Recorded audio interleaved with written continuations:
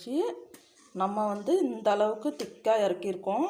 உங்களுக்கு இன்னும் கொஞ்சம் வேணும்னாலும் நீங்கள் சுண்டை வச்சுக்கலாம், இல்லைன்னா குழம்பா வேணுனாலும் இதுக்கு முன்னாடியே வந்து இறக்கிக்கோங்க. பாருங்க, கத்திரிக்காய் நல்லா வெந்துருச்சு. எல்லோருக்கும் வணக்கம். எல்லாம் நல்லா இருக்குங்களா? இன்னைக்கு வந்து நம்ம எண்ணெய் கத்திரிக்காய் குழம்பு எப்படி செய்யறதுன்னு பார்க்கலாம் வாங்க.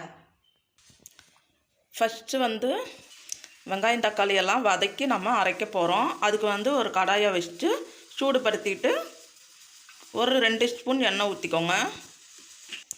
நம்ம வந்து கல்லெண்ணெய் நல்லெண்ணெய் ரெண்டும் மிக்ஸ் பண்ணி தான் செய்ய போகிறோம். அதனால் வதக்கிறதுக்கு மட்டும் நம்ம கல்லெண்ணெய் சேர்த்து தான் நம்ம செய்ய போகிறோம். இப்போ வந்து எண்ணெய் காஞ்சிருச்சு. ஒரு 20 போல் சின்ன வெங்காயத்தை வந்து உரித்து நல்லா அலசி வச்சுக்கோங்க. இப்போ வந்து நம்ம எண்ணெய் கத்திரிக்காய் குழம்புக்கு வந்து நம்ம சின்ன வெங்காயத்தில் தான் செய்ய போகிறோம். சின்ன வெங்காயத்தில் செஞ்சிங்கன்னா ரொம்ப டேஸ்ட்டும் கொடுக்கும், அதே மாதிரி நல்லா திக்னஸும் வரும். அதுக்காக தான் நம்ம சின்ன வெங்காயத்தை எடுத்துருக்கோம். பாருங்கள், கண்ணாடி பதம் வந்துருச்சு. இப்போ வந்து நம்ம நல்லா தாராளமாக 1 ஸ்பூன் வந்து சோம்பு சேர்த்துக்கோங்க. இது வந்து ஒரு 6 பேர் சாப்பிடக்கூடிய அளவுக்கு இருக்கும். அந்த அளவுக்கு வந்து நம்ம இப்போ செஞ்சுக்கிட்டு இருக்கிறோம். சோம்பு சேர்த்திங்கன்னா அந்த வாசமாக நல்லா சாப்பிடும்போது டேஸ்ட்டாக இருக்கும்.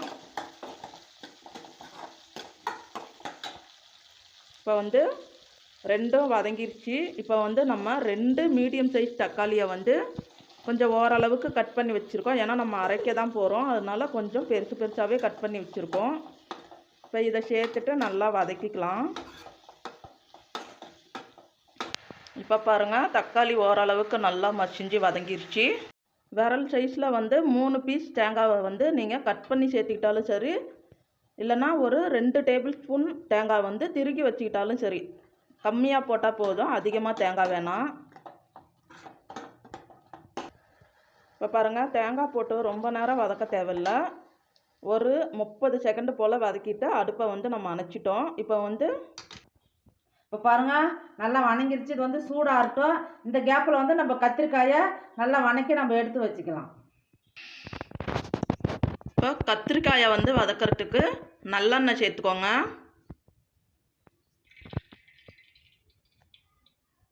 நல்லெண்ணெய் வந்து ஒரு 3 ஸ்பூன் இருக்கும்.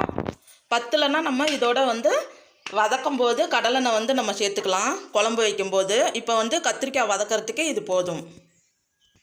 கத்திரிக்காய் வந்து பார்த்திங்கன்னா இந்த மாதிரி 2 அதாவது 2 பக்கமும் கீறி 4 பீஸாக வச்சுக்கோங்க. நம்ம வந்து குழம்புக்கு எப்பயுமே 6 பீஸாக போடுவோம். இது வந்து வதக்கி நம்ம குழம்பு வைக்கிறதுனால 4 பீஸ் போதும். இப்போ வந்து நல்லா தண்ணியை வடிகட்டி எடுத்து வச்சுக்கோங்க. எண்ணெயில் பார்த்து பத்திரமா போட்டுக்கோங்க.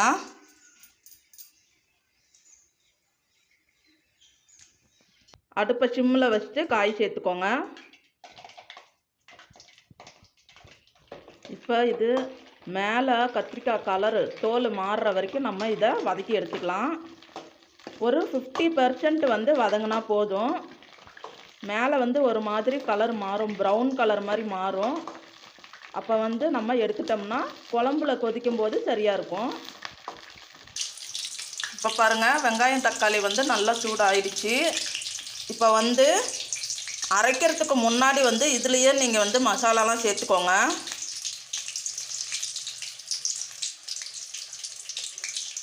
உங்களுக்கு எவ்வளோ காரமோ அவ்வளோ சேர்த்துக்கோங்க. நீங்கள் வந்து அடுப்பில் இருக்கும்போதே வணக்குனீங்கன்னா அந்த ஒரு வாசம் போயிடுச்சுன்னா நல்லா இருக்காது. நீங்கள் அரைக்கிறதுக்கு முன்னாடி மசாலாலாம் சேர்த்து ஒரு பெரட்டிட்டு அரைச்சி பாருங்கள், அந்த டேஸ்ட்டு சூப்பராக இருக்கும். இப்போ வந்து நம்மளுக்கு காரத்துக்கு தேவையான அளவு 2 ஸ்பூன் சேர்த்தாச்சு. இப்போ வந்து மல்லித்தூள் வந்து 1 ஸ்பூன் சேர்த்துக்கோங்க. உங்களுக்கு காரம் கம்மியாக வேணும்னா மல்லித்தூள் அதிகம் சேர்த்துக்கோங்க. கொஞ்சம் காரம் வேணும்னா மிளகாத்தூள் வந்து அதிகமாக சேர்த்துக்கோங்க. அடுத்து மஞ்சள் தூள் வந்து ஒரு 1/2 ஸ்பூன் சேர்த்துருக்கோம். இதை வந்து ஒரு மிக்ஸ் பண்ணி விட்டுட்டு நம்ம நல்லா ஃபைன் பேஸ்ட்டாக வந்து அரைச்சி எடுத்துக்கலாம். இப்போ பாருங்கள், கத்திரிக்காய் வந்து இந்த அளவுக்கு நல்லா ப்ரௌன் ஆகி பாருங்கள் ஒரு மாதிரி சுண்டி வந்துருச்சு. இந்த ஸ்டேஜில் எடுத்துருங்க.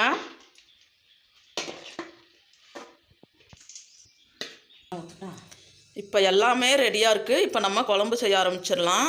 இந்த நல்லெண்ணெயோட இன்னும் கொஞ்சம் கல்லெண்ணெய் சேர்த்துக்கோங்க. எண்ணெய் கத்திரிக்காய் குழம்புக்கு எண்ணெய் இருந்தால் தான் கொஞ்சம் நல்லாயிருக்கும். மொத்தமாக நம்ம வந்து ஒரு 5 டேபிள் ஸ்பூன் வந்து எல்லாம் வதக்கிறதுக்கு எல்லாமே சேர்த்துருக்கோம். இப்போ வந்து எண்ணெய் காயட்டும். எண்ணெய் காஞ்சிருச்சு. கடுகு சேர்த்துக்கோங்க. கடுகு பொரிஞ்சதும் வெந்தயம் சேர்த்துக்கோங்க. இப்போ வெந்தயம் பொரிஞ்சிருச்சு. இப்போ வந்து ஒரு 10 போல் சின்ன வெங்காயத்தை நீளமாக கட் பண்ணி வச்சுருக்கோம், அதை சேர்த்துக்கலாம். கருவேப்பிலை சேர்த்துக்கலாம். வெங்காயம் கொஞ்சம் நல்லா வதங்கட்டும். இப்போ பாருங்கள், வெங்காயம் வந்து இந்த அளவுக்கு வதங்கணும்.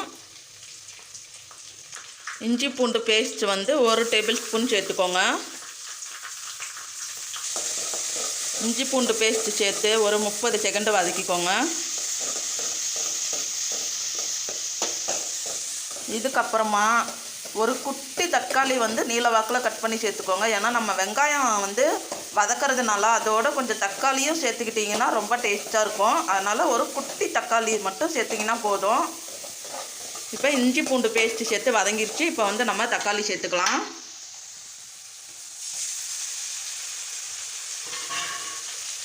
தக்காளி சேர்த்து நல்லா வதக்கிக்கோங்க.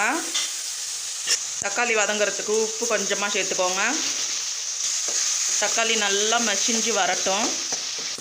இப்போ பாருங்கள், தக்காளி நல்லா மசிஞ்சு வதங்கிருச்சு. இப்போ வந்து நம்ம அரைத்த மசாலாவை வந்து சேர்த்துக்கலாம். நல்லா பேஸ்ட்டாக அரைச்சி வச்சுக்கோங்க. இப்போ சேர்த்துட்டு நம்மளுக்கு எவ்வளோ குழம்பு வேணுமோ அவ்வளோ தண்ணி சேர்த்துக்கோங்க. புளி தண்ணியும் சேர்க்க போகிறோம், அதனால் பார்த்து கொஞ்சம் நிதானமாக சேர்த்துக்கோங்க தண்ணி. நம்ம ஒரு 100 மில்லி தண்ணி அளவுக்கு சேர்த்துருக்குறோம். இப்போ வந்து புளி கரைச்சல் சேர்த்துக்கலாம்.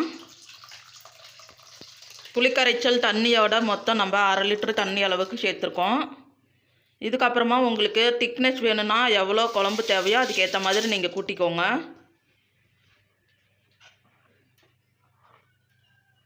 இப்போ பாருங்கள், இது வந்து நம்மளுக்கு கரெக்டாக இருக்கும்.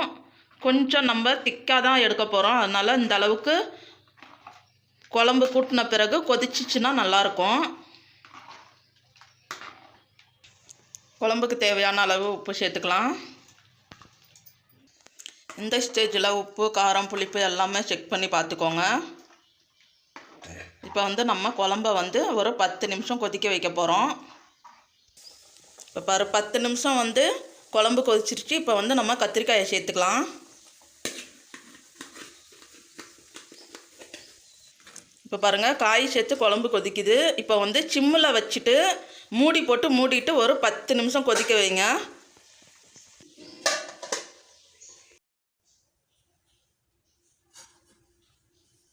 இப்போ பாருங்கள், எண்ணெய் கத்திரிக்காய் குழம்பு ரெடி ஆகிடுச்சு. நம்ம வந்து இந்த அளவுக்கு திக்காக இறக்கியிருக்கோம். உங்களுக்கு இன்னும் கொஞ்சம் வேணும்னாலும் நீங்கள் சுண்டை வச்சுக்கலாம், இல்லைன்னா குழம்பா வேணுனாலும் இதுக்கு முன்னாடியே வந்து இறக்கிக்கோங்க. பாருங்கள், கத்திரிக்காய் நல்லா வெந்துருச்சு. இதே மாதிரியே நீங்களும் ட்ரை பண்ணி பாருங்கள். இந்த வீடியோ உங்களுக்கு பிடிச்சிருந்துச்சுன்னா லைக் பண்ணி, ஷேர் பண்ணி, கமெண்ட் பண்ணுங்கள். மறக்காமல் சப்ஸ்கிரைப் பண்ணி பக்கத்தில் ஆளுங்கிற பட்டனை கிளிக் பண்ணிக்கோங்க. தேங்க்யூ.